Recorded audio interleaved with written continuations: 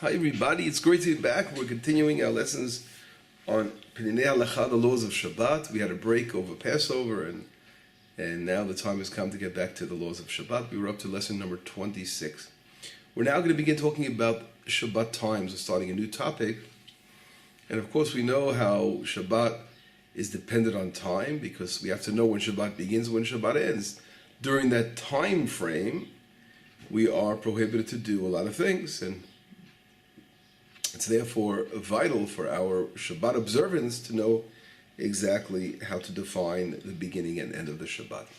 And first of all, we have to make a general statement that in Judaism, the day begins at night. How does that work? It says in Genesis 1 verse 5, when it talks about creation of the world, different days, it says, Vayera vayvoka yom echad. It was evening and it was morning. It was one day. So we see the day itself, that one day begins in the evening time. Not like the world, which has a different understanding of what a day is. Our Jewish day begins at night. Now that has a spiritual significance as well, like everything does. And we see in our lifetime in the world, we spend many, many days of our lives as we search, struggling with questions and all kinds of things. And so the darkness in the beginning, we can call this the beginning of our days, where we have a lot of darkness, we have a lot of questions. And then eventually things become clarified, things become worked out and enlightened. So it's just like the day beginning at night and becoming light. This we see as a nation whole, as the nation of Israel. We just celebrated Passover not that long ago, and our Independence Day. So we see that in Judaism, our history as a nation, we had a lot of suffering. We began in a lot of darkness, a lot of slavery and suffering in Egypt, and we were able to come out of that and see the light of the Torah, and we see that framework of that formula of night preceding in other words, the darkness preceding the day, the daylight. That is exactly the definition of our day. So our day begins at night. If we get into the technical aspects of definition of what exactly defines a new day, nightfall, right? How do we know that the day has now began? How do we know that the old day is over? And this is a long discourse, a long topic of study in the Talmud and many sources in Jewish law, but we're going to do the basics now to understand. We know that the day begins, the new day begins, right, with a concept we call Shkiyat HaChama. Right? This is a very, very famous Jewish concept and halacha concept called sunset. So we know that when the sun sets, something's happening, right? The days change. The old day is going down. The sun's going down. So when the sun sets, the question we have to ask ourselves, when the sun sets, is that already right away the beginning of a new day? Or it depends on the darkness setting in, stars coming out. So we call this period of the sunset until the darkness totally sets in, until the appearance of stars in the heavens. This 3 average stars, we call this period Ben Hashmashot. Ben Hashmashot literally means between the suns. And there's 2 different famous explanations. The Maharal of Prague explains it as between the 2 days. Ben Hashmashot, the word Shmashot could mean sun. It also means, according to Maharal, he explains it as the day. So it's the in-between the previous day to the new day is the way the Maharal of Prague defines it, and the Vilna Gaon defines it differently. He takes the word Shmashot as literally that between the sun setting, so it's and the sun's light totally disappearing. So there are 2 aspects of the sun. One, the sun setting, but the light is still there, right? Still giving light, even though it's already dipped below the horizon. And to a certain degree, once it gets to a certain amount of degrees below the horizon, then it's totally has disappeared. But during that time frame, when it's dipping under the horizon, it's still giving off light. So the Vilna Gaon will explain between the sun itself, Ben Hashmashot, the sun still appearing in the before it sets, in between this, the time the sun actually sets.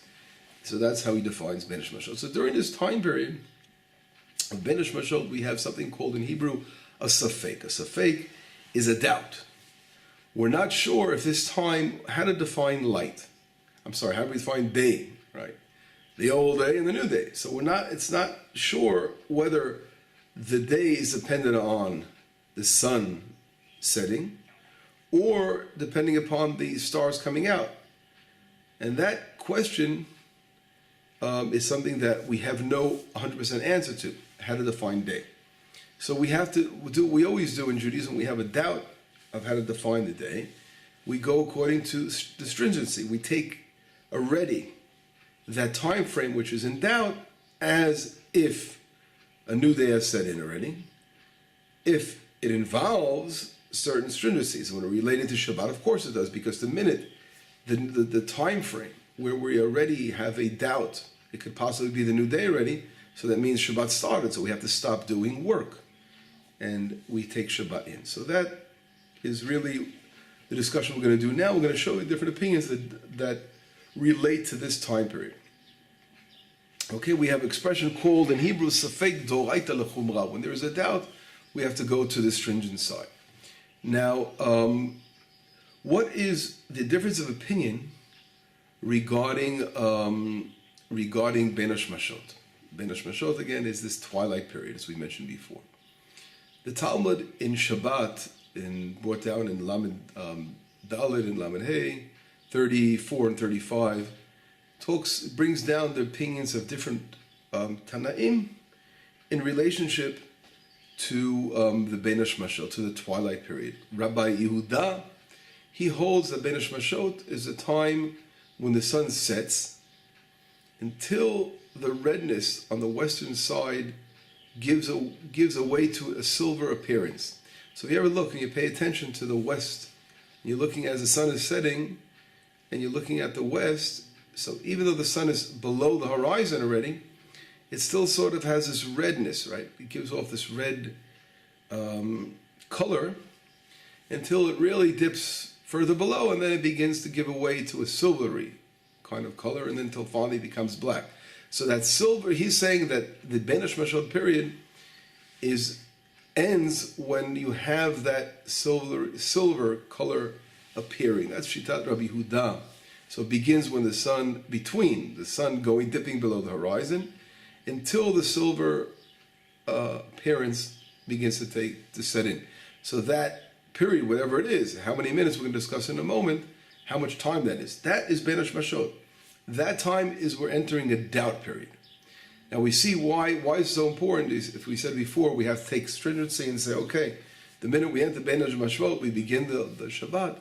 But the question is on the other side, when Shabbat comes out, how do we know that Shabbat is over? So in that situation, when Shabbat comes in, we can take the earliest time coming in. But when Shabbat has to come out, we have to take the latest time. So we have to know when Ben Mashot is over according to all the different opinions, and therefore we'd be allowed to do the Havdalah service of taking Shabbat out.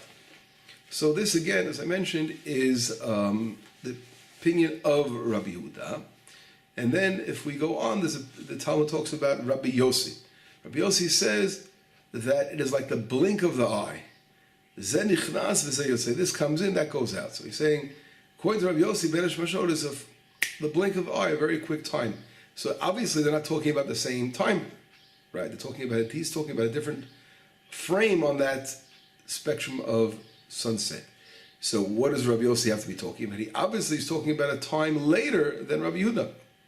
Because Rabbi Yehuda takes into consideration that whole frame when the sun is dipping until the silver takes over the redness. That's a much longer time than Rabbi Yossi, which is just a fraction of a second, where boop, there it is, it comes in and goes out. So his time frame is later. That's Rabbi Yossi, is a later time frame. So the interesting understanding of Rabbi Yossi itself, there are three opinions, because you could say that his time frame of this comes in, this goes out, is adjacent directly to Rabbi Yehuda's time. So it would be really, therefore, the same time as far as when 100% Shabbat is over, nightfall comes in. Or there's a period of the Ramban, Nachmanides, who says it's about a half a minute later. So that would also be a short adding a little bit more time on before Shabbat is over. And then you have other periods, other Rabbanim that say that it's even later, that it's even many minutes later. It could be a few more minutes later than that. So we have to, obviously, we're taking into consideration of the doubt. We always go according to majority of opinion. We have a ruling, right? We go according to majority of poskim, or the greatest poskim, the greatest teachers, and we go according to obviously the most stringent ones, because we can't take a chance. I'm the greatest, if they're the majority, but the most stringent opinion, therefore not taking a chance that it may, God forbid, still be Shabbat. We want to make sure that we're taking Shabbat out at the latest possible time that it is claimed that it's still day, in other words. We have to make sure that night sets in. The latest time where night sets in. Okay? I hope I'm not confusing you all over here. Now, if we go on, we see that we look in the Talmud, the Amorah, is an Amorah, one of the Amorites always came after the Tanaim, the Rabbah, and he says that Rif and the Rosh, these are great poskim, as we spoke about a minute ago, they are poskim according to Rabbi Yossi. So they take in consideration that later opinion, as we said. And as I mentioned, there are different opinions about how many minutes after the Rabbi Yehuda's Ben Hashmashot, Rabbi Yossi sets in. So we spoke about that before. Now, the time frame, which is another thing, how long is this time period of sunset until the redness disappears and gives way to the silvery thing?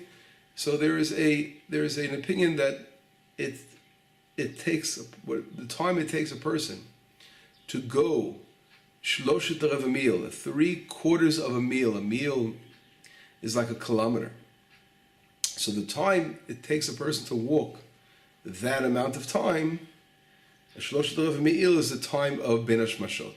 That's the time of what Rav Huda is talking about, where the sun dips until the silvery appearance comes into place. That's the time of Rabbi Yehuda. And Rabbi Yossi, we have to add on a little bit, another half, according to Rambam, we have to add anything, but others, half a minute according to Ramban, or according to the Ravan, we have to add a few minutes onto that. So we're getting to a period of, let's say, around 18 minutes or so, is the time frame where the sun sets in until finally night comes out. But I don't know if I'm going to go into all the details, but I'd like to explain a little bit about, there's another sign given in Jewish law. It talks about 3 average stars coming out as a sign. We know, when we see 3 average stars, we know that is a sign that the night has set in. The question is, do we go according to experts in seeing stars? Some people that's what they study, they're experts, they know the map very well, and they can already discern stars at when the sun is in a certain degree in the heavens. And according to regular people, it takes longer. They need a little more darkness on their radar screen before they can pay attention to the star. So there are 2 opinions. One's brought down in halacha. One says when it's 4.6 degrees below the horizon, this is where experts could already make out the stars. And others say we go according to regular people, it's around 6.2 degrees, which will take a little longer.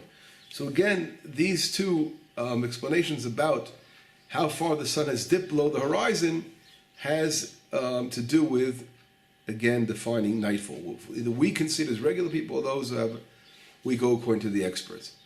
Now, we also have to take into 3 other elements into consideration that influence the time between sunset and the night coming out. And what are we referring to? The seasons. If we look in the springtime and the fall time, the sun sets in a straight line over the horizon. So that means it's going to happen faster. In the winter and in the summertime, it's on an angle, so it takes longer. So there's more of a longer period of that sunset time period. Also, we have to take into consideration the height of an area.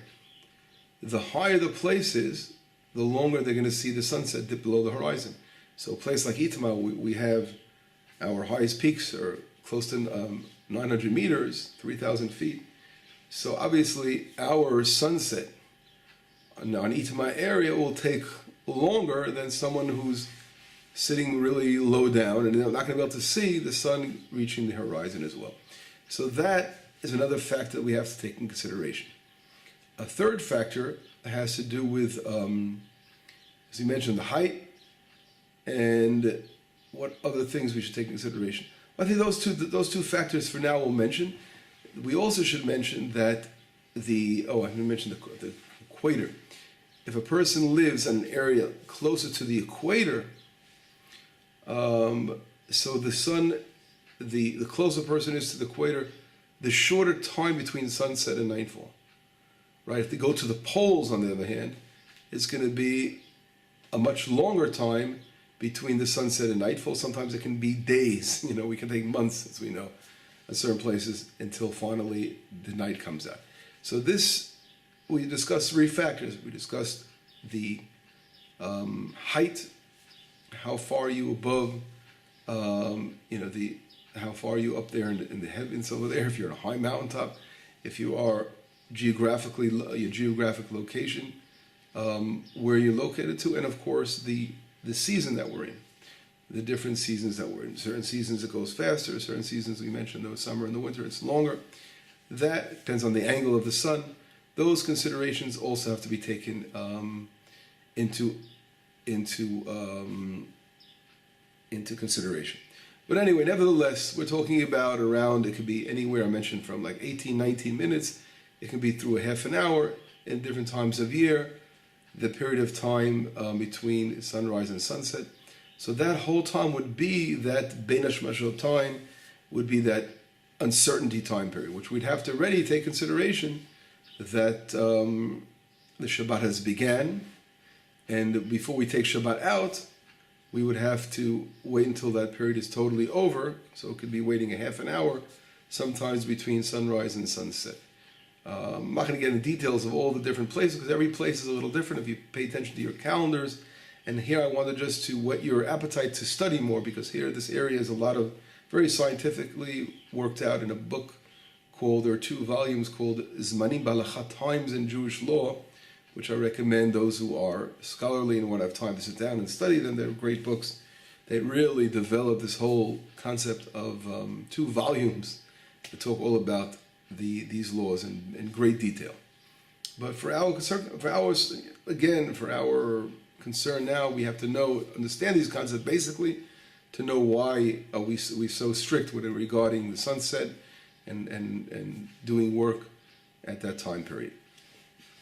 There is one other opinion I would like to mention before we close this lesson, is Rabbeinu Tam. Rabbeinu Tam, the famous grandson of Rashi, Rabbi Yaakov ben Meir. He lived in around 1100 to 1171 in Troyes, or Troyes, I'm going to say in the French say Troyes, France. It's about 160 kilometers south of Paris, southeast of Paris. It's pretty northern France, if we know where Paris is. So Rabbeinu Tam, he had an opinion that it's 72 minutes from the beginning of sunset till finally nightfall. It's 72 minutes. It's a longer period, a lot longer than I spoke to you about half an hour. Half an hour framework, in most cases 19 or 18 minutes, is obviously a lot longer than that. So that time frame of Rabbeinu Tam, the question is, how did he get a hold of such a calculation? And there are those who say that he came across his calculation as where he lived, because he lived in a different area and he made his calculation in northern France, wherever he was, that this would take longer for the sun to set completely. But nevertheless, there are rabbis like the Shulchan Aruch himself who are stringent and go according to Rabbeinu Tam. There are those who have a custom of letting Shabbat out 72 minutes later, which is a much longer time than dark as anything already by then. And but our custom is to go according to the majority, and the period of the shita, the opinion of the Gaonic opinion, as we mentioned before, that it's not at all 72 minutes. We know that from the sunset to stars coming out, again, is in the 20-minute range. That is the halacha, that's what we go according to.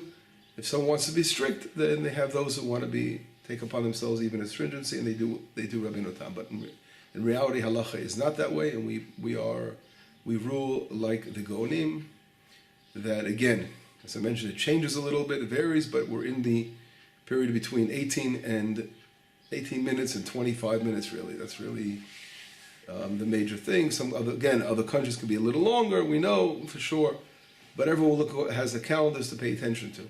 That is, again, we're going according to Rav Yossi, as we mentioned before in the Talmud. Okay, so anyway, that was a little introduction in the times in Shabbat, lesson number 26 here, and this will allow us, hopefully, to understand why we are so stringent when it comes to and so meticulous and careful about our times relating to Shabbat. Okay, see you soon for our next lesson. Bye-bye.